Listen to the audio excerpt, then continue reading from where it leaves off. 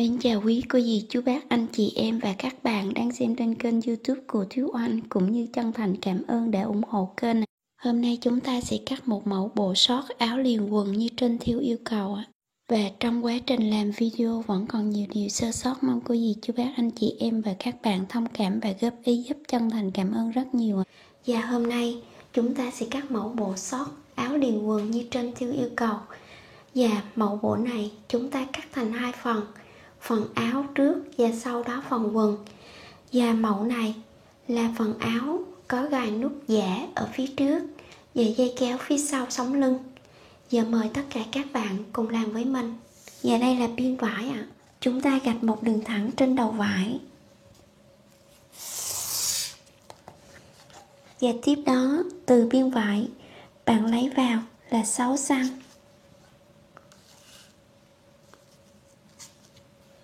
Chúng ta nối đường 6 xăng này lại là một đường thẳng. Và sau đó từ đường 6 xăng chúng ta lấy ra lại là 1.5 xăng để lấy đường đính nút. Và tiếp đó chúng ta tính vào cổ cơ bản là 5.5 xăng. Chúng ta xiên vai là 4 xăng. Và tiếp đó chúng ta tính rộng vai bằng 1/2 của vai.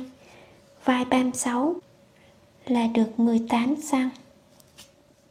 Và tiếp đó chúng ta tính hạ nách bằng 1/4 vòng ngực trừ đi 2 xăng. Vòng ngực 84 bằng 1/4 là 21 xăng trừ 2 xăng là còn 19 xăng. Và tiếp đó chúng ta tính hạ đầu ngực là 24 xăng. Và tiếp đó chúng ta tính dài áo bằng hạ eo cộng thêm 3 xăng. Hoặc là các bạn tính dài áo bằng dài đến rúng trừ lên 3 xăng.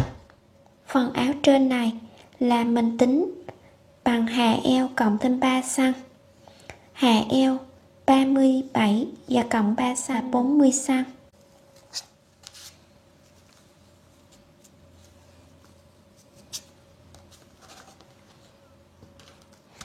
Và chúng ta vẽ đây là đoạn rã eo của phần áo. Đây là đường hạ đầu ngực. Và đây là đường hạ nách. Và tiếp đó đây là đường vai. Và tiếp đó chúng ta tính rộng ngực bằng 1/4 vòng ngực cộng 2 xăng cử động. Vòng ngực 84 là được 21 xăng và cộng 2 xăng cử động là 23 xăng. Và tiếp đó chúng ta tính rộng eo bằng 1/4 vòng eo cộng 3 xăng bên và 1 xăng cử động. Vòng eo 68 là bằng 17 xăng và cộng 4 xăng là 21 xăng. Ở đây. Và tiếp đó chúng ta vẽ sườn áo.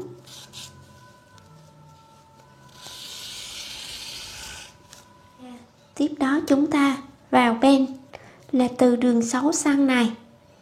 Các bạn lưu ý khi chúng ta tính rộng áo là chúng ta tính từ đường 6 xăng này nha. Còn đường ngoài này là đường đính nút. Khi chúng ta ghép hai thân trước lại là đường này chồng lên với nhau, vì vậy chúng ta không tính đường 1.5 xăng này. Chúng ta vào bên là 9.5 xăng là từ đường vào 6 xăng này.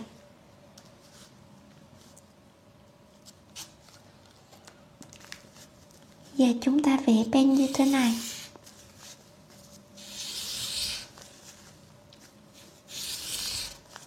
Chúng ta tính vào cổ bằng 1/5 vòng cổ cộng 2 xăng. Vòng cổ 36, 1/5 là được 7.2 xăng và cộng thêm 2 xăng là 9.2 xăng. Và tiếp đó chúng ta xuống cổ là bằng vào cổ cộng 1 xăng là 10.2 xăng. Và phần trong này từ điểm vai bạn xuống là 9.2 cm, có nghĩa giảm lại so với đoạn trong là 1 cm. Để chúng ta lấy đoạn cong nhẹ của vòng cổ. Đây là đoạn vào cổ. Và tiếp đó từ vai đến vào cổ bạn chia ra lấy 1/2. Và tiếp đó bạn để thước như thế này, để đầu thước thẳng với là chiều vai như thế này, và bạn gạch thẳng xuống để lấy điểm này là điểm cổ. Xuống đến điểm bạn giảm 1 cm này, và từ điểm này bạn cong nhẹ lên.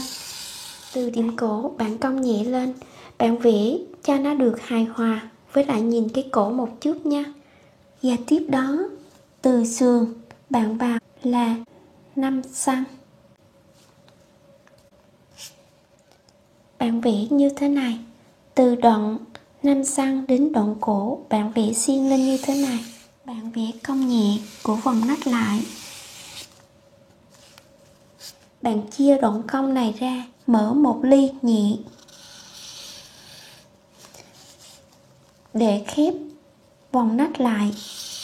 Đây, để khép vòng nách cho nó không có cái độ hở vòng nách. Khi bạn cắt xong, bạn lưu ý đo lại từ đoạn vai đến đây là bao nhiêu xăng, để sau đó khi bạn may là lấy đoạn dây của vai cho nó chính xác nha. Là mình đo hai điểm này xuống là 7 xăng, là đoạn dây vai là 7 xăng. Và tiếp đó đoạn sườn bạn lấy sa vạt lên là 1 xăng, đến giữa của đường bên này.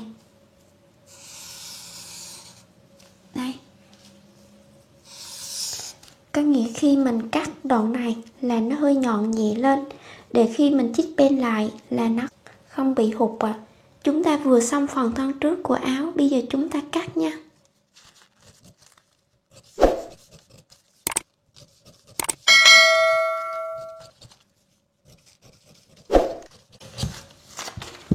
Đây, mình mới vừa xong thân trước. Đây là đường đinh khi chúng ta bẻ vào như thế này.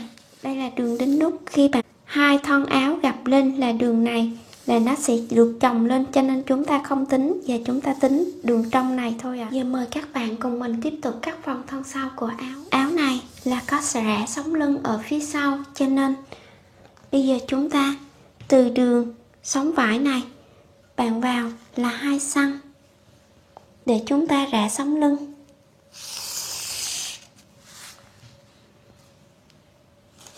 Và tiếp đó bạn rập thân trước lên thân sau, và đường vào 6 cm ban đầu của thân trước bạn để trùng lên với đường 2 cm của thân sau cho thật thẳng.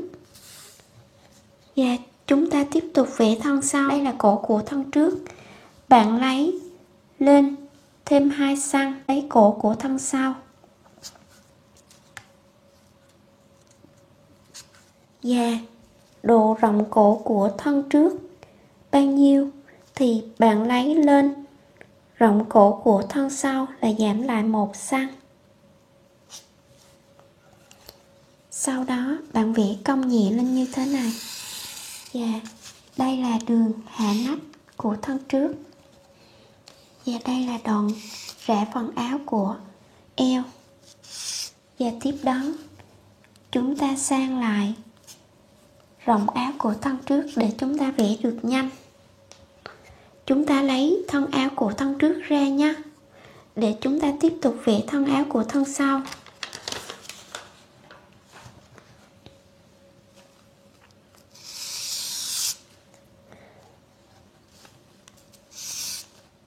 Và đường sống lưng này, ngay đoạn eo bạn giảm vào là 0.5 cm. Và từ đoạn chân cổ bạn vẽ nhẹ xuống đến 0.5 cm này. Và phần sống lưng sau, đoạn này bạn giảm lên cho mình cũng là 0.5 cm của phần rã eo này. Và tiếp đó bạn vẽ như thế này. Bởi vì ở phía sau ngay chỗ này ngón gãy eo, bởi vì thế mà chúng ta phải cần giảm vô để nó có điểm eo cho nó đẹp ạ. Và tiếp đó, đây là rộng áo của thân trước, thì bạn giảm đều 0,5 cm để lấy rộng áo của thân sau. Và đây là sườn của thân sau, thì bạn vào là 4 cm để lấy cong nách của thân sau. Và từ điểm 4 cm đến điểm cổ bạn gạch như thế này. Tiếp đó bạn vẽ tròn lại để lấy cong nách. Và đoạn cong trên này bạn vẽ cong nhẹ lại một chút.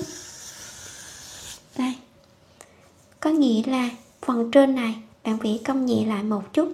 Tại sao phần nách ở thân trước chúng ta không vẽ cong là bởi vì phần nách thân trước chúng có một bên nhỏ, vì vậy nó đã đủ cong cho nên chúng ta không giảm đoạn cong này. Còn phần nách thân sau chúng ta giảm lại để được hài hòa với lại độ ngang của thân sau này cho nó đẹp ạ. Và đây là hạ nách của thân sau, thì đường hạ nách này tiếp đó bạn xuống là 2 cm để lấy đầu bên của thân sau. Và tiếp đó chúng ta vào 10 cm để lấy bên của thân sau.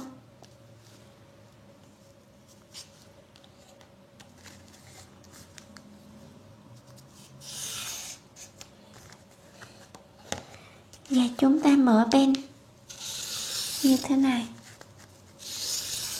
Và thân trước đoạn dây vai 7 cm, thì thân sau chúng ta lên thêm 2 cm, có nghĩa là trừ lại đoạn dây vai ở thân sau là 5 cm. Cho nên các bạn ghi vào để nhớ nha. Khi chúng ta may vai lại là cộng đoạn dây của thân trước thân sau để cho nó trùng khớp ạ. Và chúng ta vừa xong thân sau, bây giờ chúng ta cắt nha.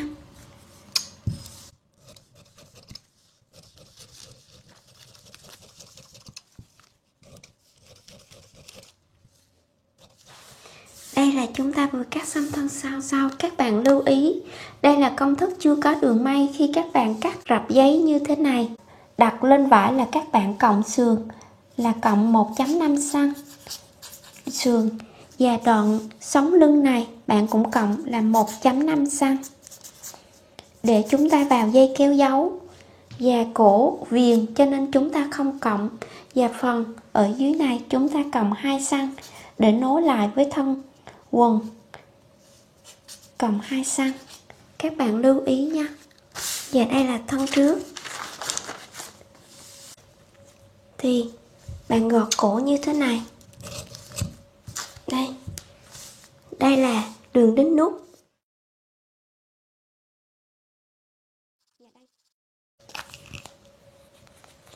Đây là thân trước xong. Chúng ta vừa xong phần trên, bây giờ tiếp tục chúng ta cắt phần quần nha. Mời các bạn cùng mình tiếp tục cắt quần.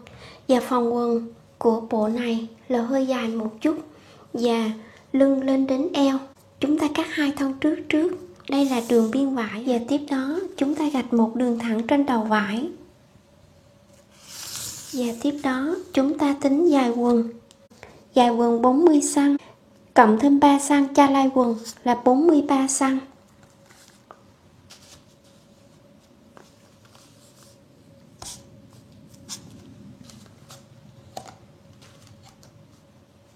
Đây là lai quần.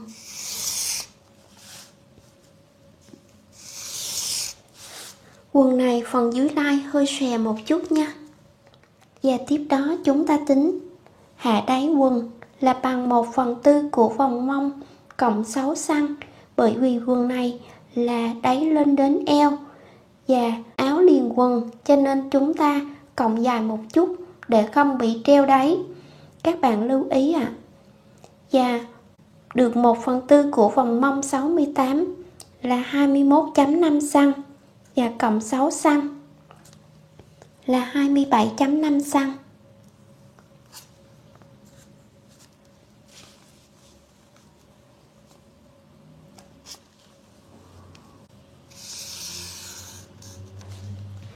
Và các bạn tính từ đường biên vải vào là 4 cm. Bởi vì phần dưới lai hơi xòe một chút cho nên chúng ta trừ ra 4 cm để lấy độ xòe cho lai. Và tiếp đó chúng ta tính rộng quần bằng 1/4 của vòng mông cộng 6 cm cử động chưa có đường may. 1/4 của vòng mông 86 là bằng 21.5 cm và cộng 6 cm cử động là 27.5 cm. Từ đường biên vào 4 cm này nha là 27.5 cm ở đây. Và chúng ta đánh dấu ở đây. Sau đó từ 27.5 cm này là chúng ta vào lại là 3.5 cm để chúng ta vào đáy.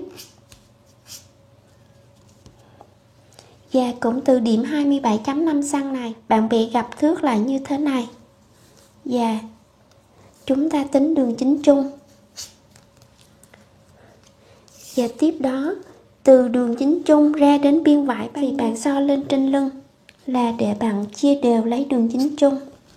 Sau đó bạn so xuống với ống cũng chia đều để lấy đường chính trung.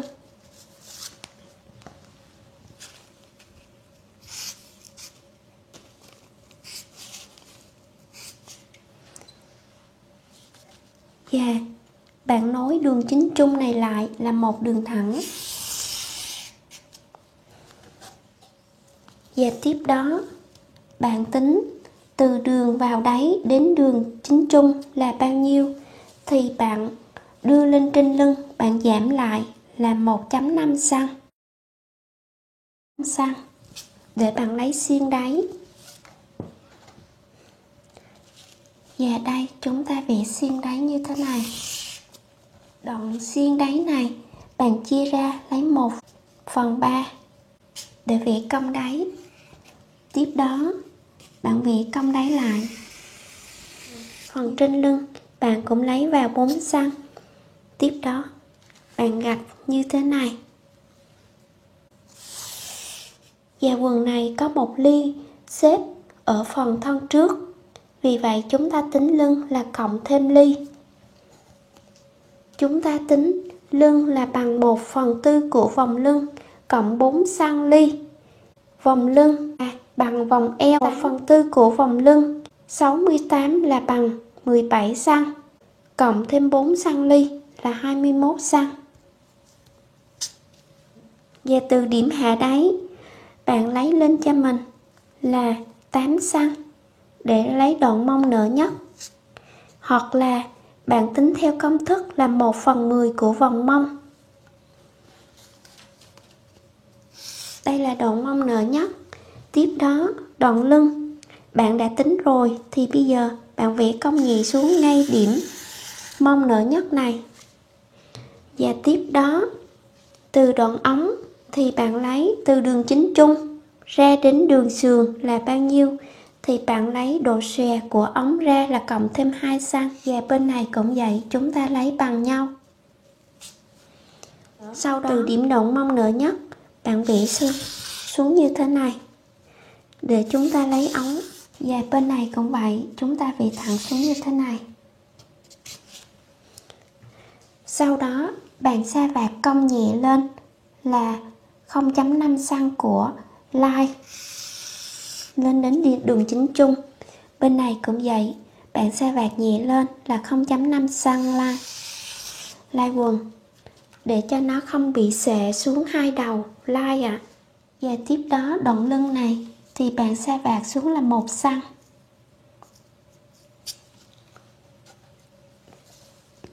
Từ đường sườn bạn vẽ cong nhẹ xuống như thế này. Và đoạn trước ngay đường chính trung là có một cái ly thì bây giờ chúng ta từ đường chính trung chúng ta chia đều mỗi bên là 2 cm, có nghĩa hồi nãy chúng ta cộng ly là 4 cm. Và từ đường lưng bạn lấy xuống là 8 cm để mở ly.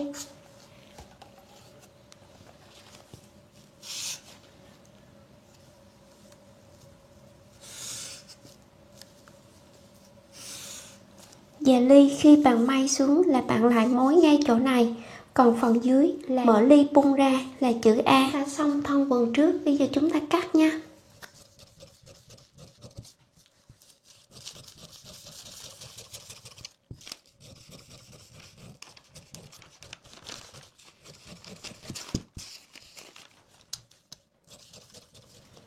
Đây là thân quần trước.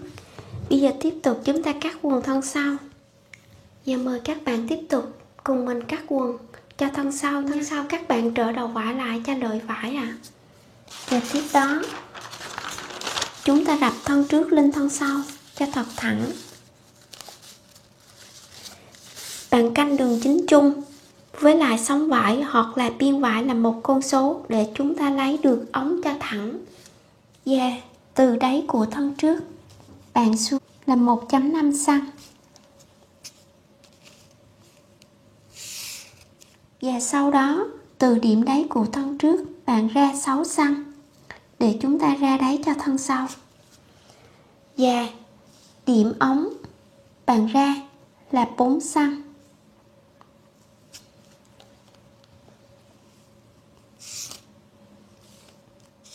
Và tiếp đó chúng ta vẽ xuống như thế này.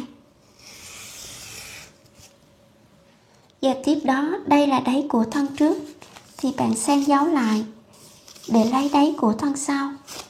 Và tiếp đó đây là đoạn mông nở nhất thì bạn gạch ra như thế này.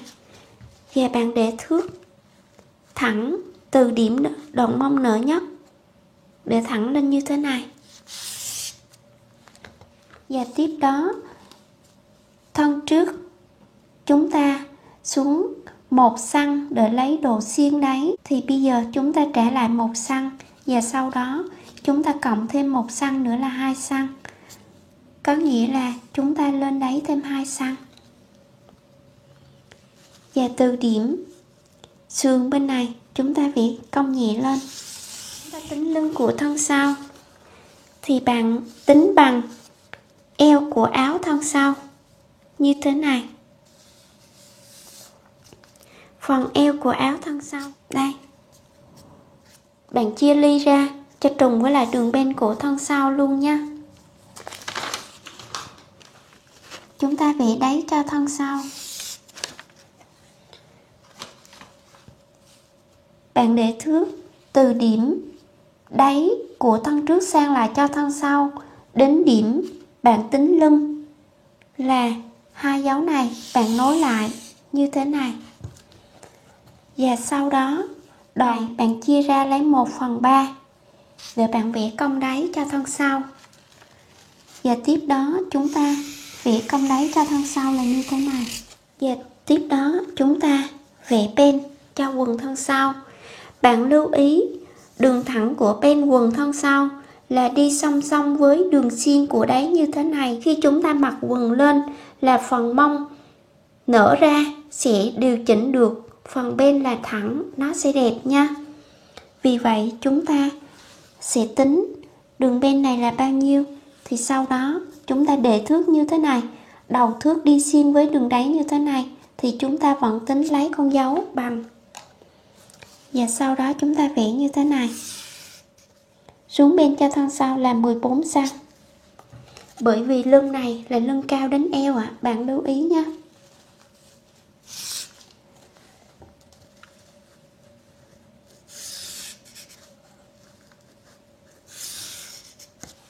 Khi các bạn cắt thì các bạn lưu ý đây là đường sống lưng chúng ta vào dây kéo, đúng không ạ?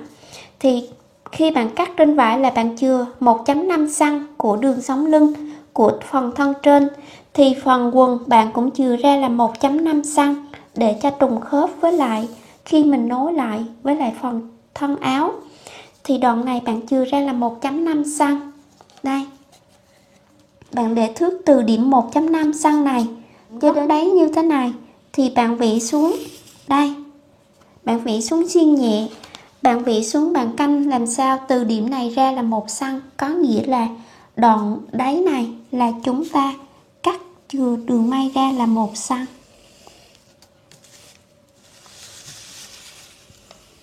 Đây. Phần trên này là 1.5 cm, sau đó bạn cắt ra là 1 cm, chừa đường may lên như thế này. Có nghĩa là đáy thân sau chúng ta đã chừa đường may. Bây giờ chúng ta cắt nha.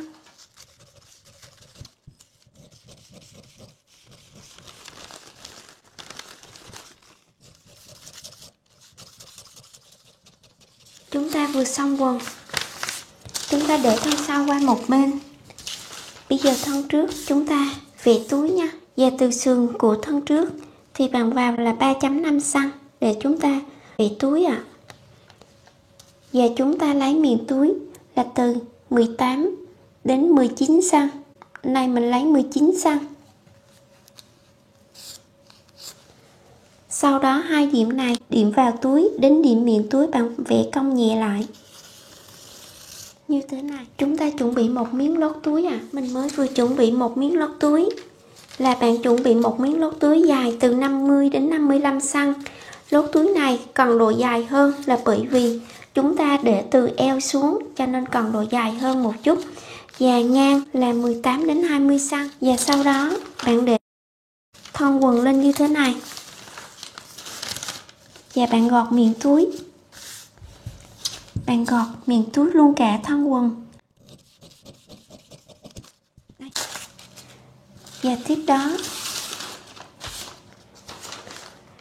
bạn gọt ra, bạn lưu ý giữ miếng này lại nha, để chúng ta đo lưng quần cho nó vừa. Và tiếp đó bạn để lót túi nằm trên thân quần như thế này. Bạn may một đường may 0,5 cm. Sau đó bạn may xong, bạn lật qua bên này và bạn bẻ cái đường may qua bên phần của lót túi này. Bạn dằn một đường chỉ qua bên này để cho nó không bị bung đường may ra. Và tiếp đó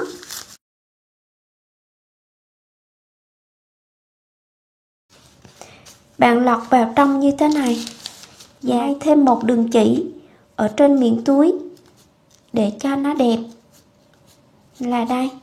Và sau đó may xong, bạn gập cái lót túi này lại như thế này và bạn đánh dấu miệng túi ở đây. Và tiếp đó bạn lấy cái phần mà bạn gọt lưng ra nè, bạn để lên và bạn vẽ lại cho vừa với lại phần lưng khi bạn ráp vào thân áo. Đây. Và chúng ta điều chỉnh lại.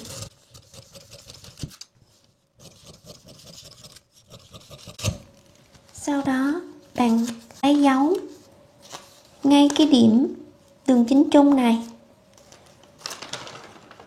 Và tiếp đó bây giờ chúng ta gọt lại túi làm sao cho nó được gọn.